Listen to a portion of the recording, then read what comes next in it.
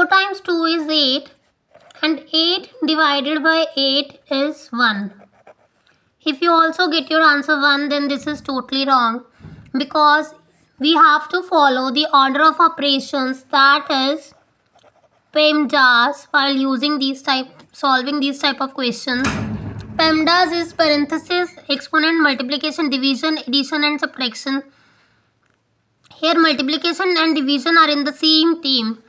It means if we have multiplication and division in the same expression, we have to solve them from left to right.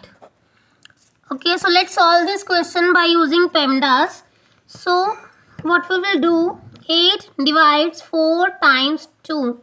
According to PEMDAS, we have to divide first.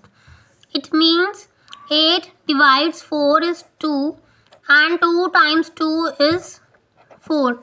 So our correct answer is 4. Please subscribe the channel for more such videos and math concepts and tricks. Thanks.